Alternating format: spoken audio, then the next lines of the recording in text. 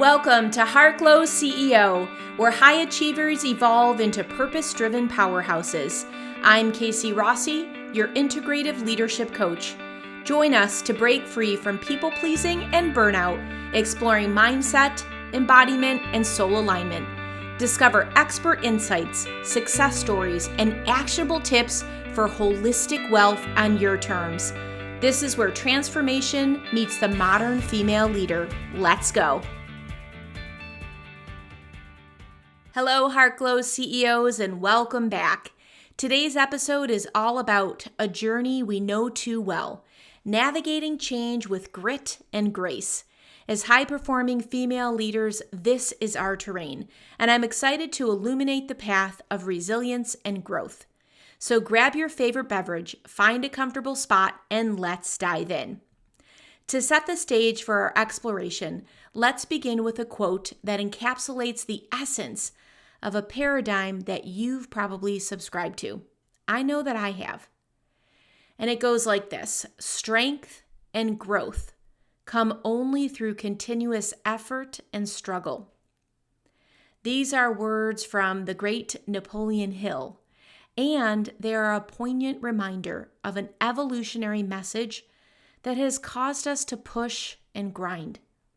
As Heartglow CEOs, we understand that every struggle is a chance to grow stronger and more resilient. Of course we do.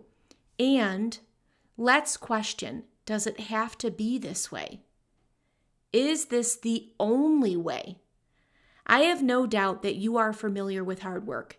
The focus and tenacity has gotten you to where you are, and that's amazing. Take a moment to celebrate yourself.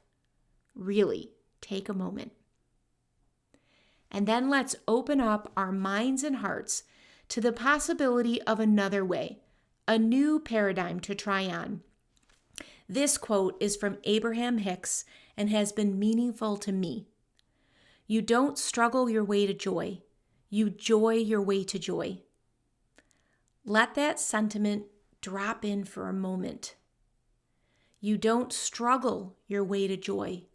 You joy your way to joy. It's so good. So what software program do you want to run? The continuous effort and struggle track, or the joy your way to joy one? I know which one I choose. As we delve into the science of navigating change, let me share a fascinating statistic from a study published in the Journal of Applied Psychology. The research reveals that individuals with higher levels of resilience not only cope better with change, but also experience lower levels of stress and burnout. And we know we need this. It's a compelling testament to the significance of cultivating resilience in our leadership journey. This makes total sense, doesn't it? When we have a stable, calm confidence, when we feel centered in our core, we are much less likely to get shaken. We may wobble, of course, we're human. But as far as getting tanked by change, that's a completely different story. Change frequently requires stepping out of one's comfort zone. People are naturally inclined to seek stability and familiarity, so when change disrupts this equilibrium, it can generate stress and discomfort. Change can be a profound and often challenging experience, so I wanted to just take a look at 4 common factors that tend to shake people when it comes to change. The first one is uncertainty and the fear of the unknown. Change often brings a level of uncertainty, and the fear of the unknown can be unsettling. People may worry about potential risks, outcomes, or how their lives will be affected. And you know, my friend, that this leads to anxiety and discomfort. But here's the thing. Fear is like that monster under the bed. It is taking up far more energy and space in your head and nervous system than it warrants. Recognizing the fear and getting used to facing it will serve you. Will it take some time to try it this way? Of course. But it's absolutely possible. And with practice, you will come to be more comfortable with your relationship with fear. You may even be like, "Hello, fear. Come in for a cup of tea. What is the message that you're trying to share with me today? Can you imagine partnering with your fear? Give it a try and let me know your results. Number 2 is loss of control. Now, change may imply a shift in the status quo, and you may feel a loss of control over your familiar environment or routine. The feeling of not having control can be disconcerting and contribute to resistance. Yep, this is a biggie. As a high achiever who has struggled with people pleasing and perfectionism, I can tell you that I love control, and it's something that I've tried to make peace with after being curious as to the root cause. Letting go typically isn't easy, but from personal experience and seeing the transformation in my clients, it always brings a sense of freedom and relief. And honestly, what do we really control anyway? And who is really in control? These are questions that I ask myself to gain perspective. Number 3, fear of failure. The possibility of failure or not meeting new expectations can be a significant source of concern during times of change. You may worry about your ability to adapt, perform, or succeed in new circumstances. And let's face it, who wants to fail? I'm assuming in your position as an exec or CEO, you have an audience watching you. And that, my friend, can add pressure to perform. And not only perform well, we may even tell ourselves we need to perform perfectly. I've heard motivational speakers roar on about failing fast, and it never really felt comfortable to me. My mind doesn't want to fail at all, and you might be head-nodded in agreement here. So the fact of life and business is that we are not 100% always going to get 100. There will be failures and less than stellar projects and launches and ideas. This goes into the acceptance piece and that letting go part. Does it mean we don't try? Absolutely not. But having a growth mindset will serve us here. And Nelson Mandela once said, "I never lose, I either win or I learn." And I like that frame of reference. So embracing the power of reframing. Instead of seeing change as a threat, view it as an opportunity for growth. Reframe your perspective to focus on what you can learn and how you can evolve through the process. This mindset shift can turn challenges into stepping stones. Number 4, loss and grief. Now, loss and grief are natural elements of change. In fact, I have a client who recently lost her grandma. In fact, it was the number one person that she admired and was close with in the whole world. This has shaken her, and rightfully so.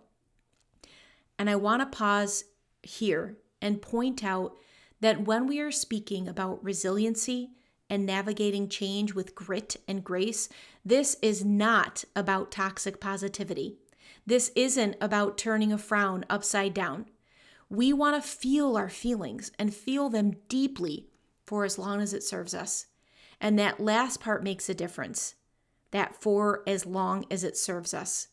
Now, how long something serves us may take the help of a support system, whether it be your bestie, a therapist, a coach, or a support group.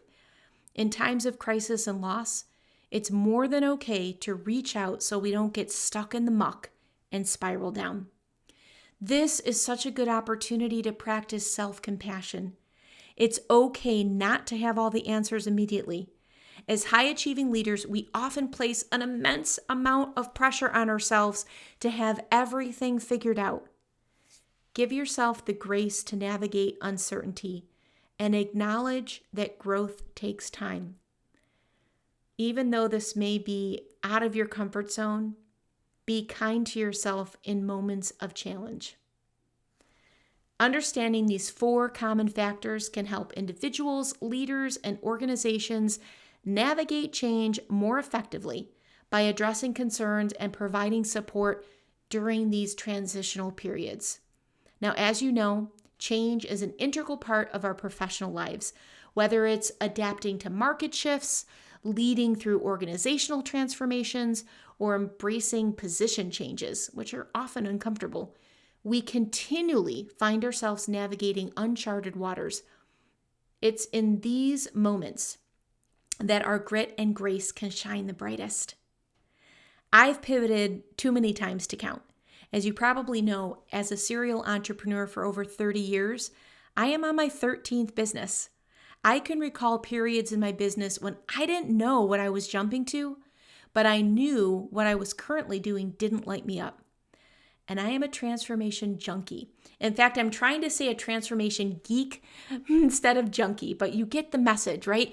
I have to be learning and growing and expanding. Do I recommend leaping before you're ready? Well, it depends on your personality.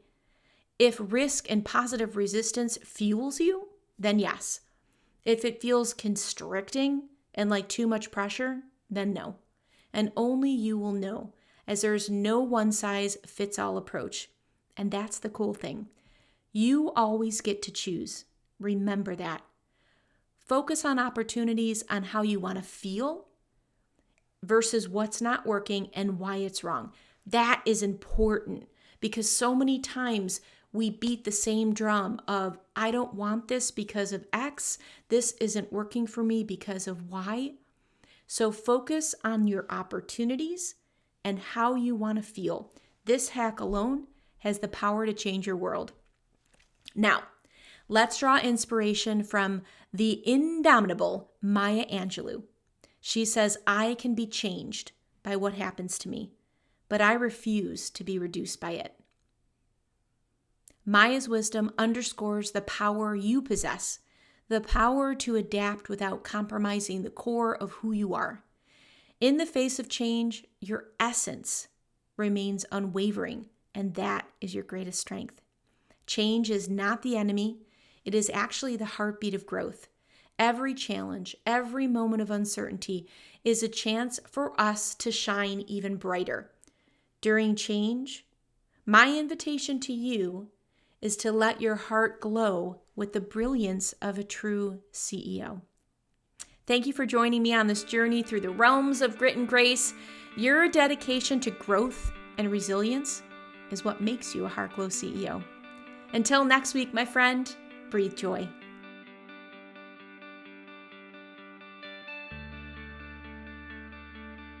If you got value out of this episode, I invite you to rate and review the show at lovethepodcast.com/brilliance. Thank you.